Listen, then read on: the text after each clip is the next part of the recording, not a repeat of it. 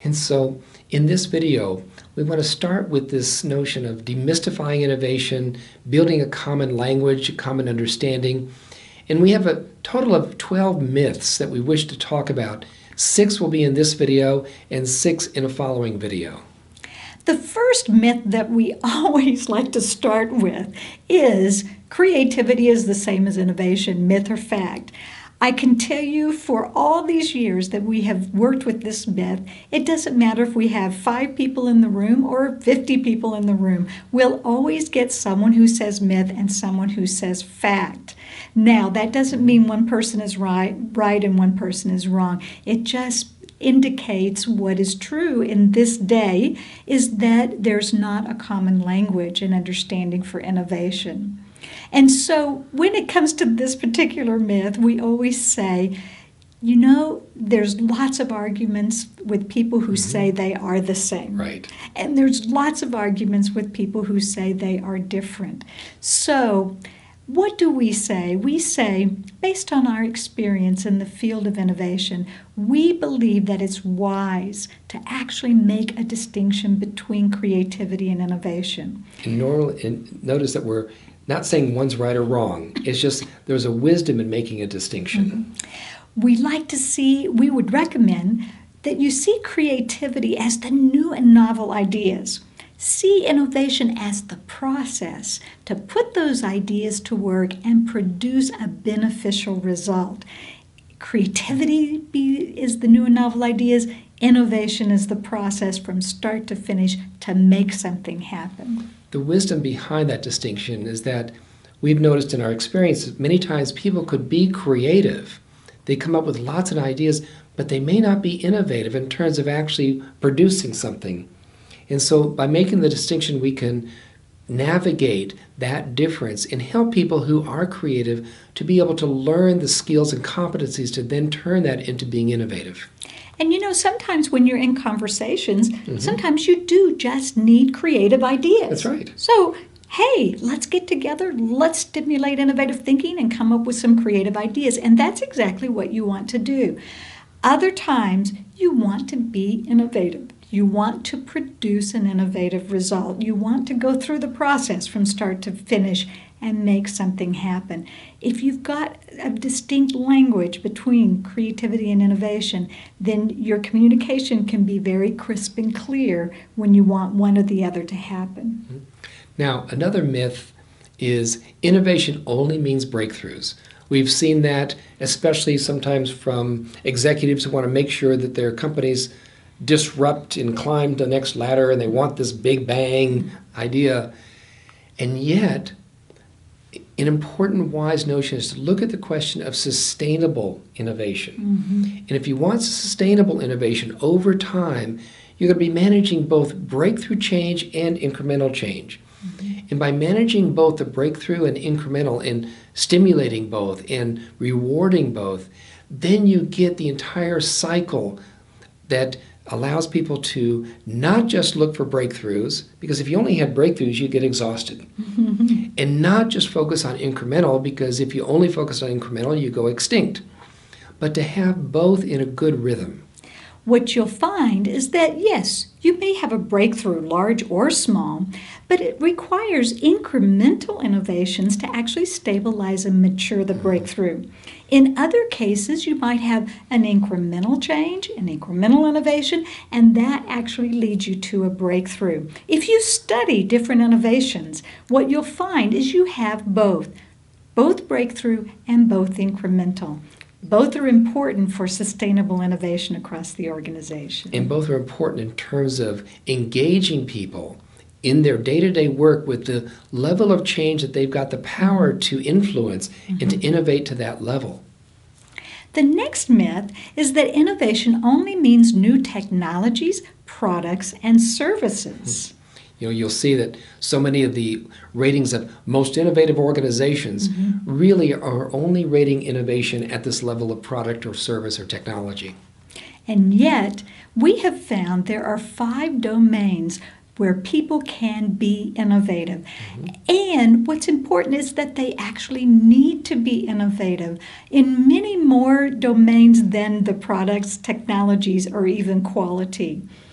So the first domain we call top line, and since where the goal is to optimize revenues and growth. This is where you get products, technologies, but also marketing, advertising, other ways to be innovative there.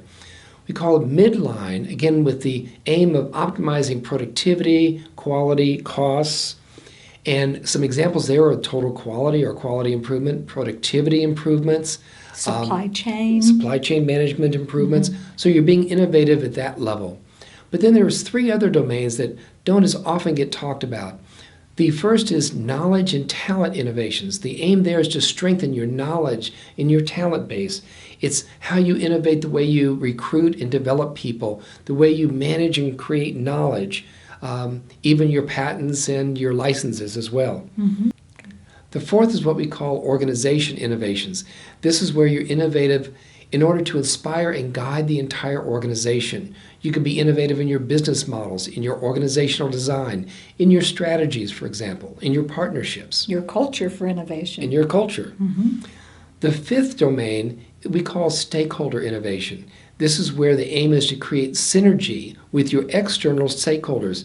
You could be innovating the way you deal with your vendors, your customers, the academic institutions, society, and taking care of the environment.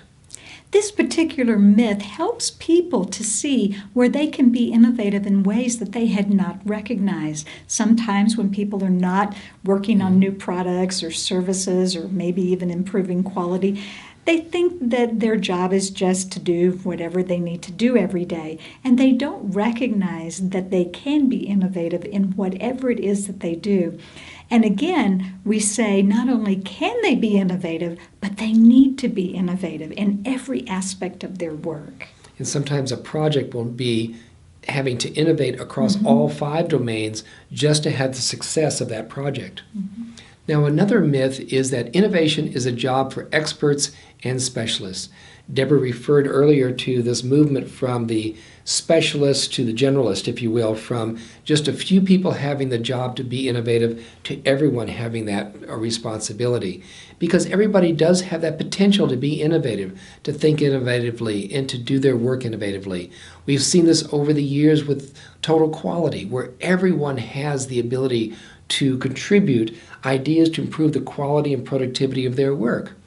So what's important is to develop that potential in everyone and to focus it on what really, really does matter. The next myth is that innovation, you have to be born innovative, it can't be taught. People, when we give this myth, people get a big smile out of that. And what we like to say is that yes, being innovative can be taught. We have an innovation styles model where we actually teach 4 styles of innovative thinking. And the key to this particular myth is that we want to shift from the question of, are you innovative, to how are you innovative, to recognizing that every person does think innovatively, can think innovatively, and the question is, how are you thinking innovatively? We think of these 4 styles as like languages, where 1 or 2, which maybe are your greatest tendency or preference, these are like your mother tongue languages. And that there are 4 different languages of innovative thinking, and even if one is not your preference or tendency, you can learn to speak it, you can become more versatile, and that's part of the learning process. The 6th myth that we want to cover in this particular video is that innovation is too unpredictable to plan and manage. Oh, that's a fact. This is where we like to introduce one of our favorite concepts, and that is that innovation is an art and a discipline. The art of innovation is the human side. It's where we bring values to the process of innovation. It's where we bring people together to collaborate, to work together on what is meaningful to innovate. The discipline is the processes, the tools, the practices to actually make innovations happen. And what we find is that when you have both the art and the discipline of innovation, then you have a good foundation to innovate in your everyday work. I think you can see from all 6 of these myths is that each one of them does have a kernel of some truth to it. For example, yes, innovation is hard to plan and manage. Yes, breakthroughs are important for innovation. The myth is the fact that if we limit ourselves to just that statement, we lose a lot and we lose the ability to actually enable innovation in every person, every job, every day. And so by demythologizing and demystifying these statements, we actually open up the space to allow people to see where everyone can participate, everyone can be a part of having their organization be successful in their innovation endeavors.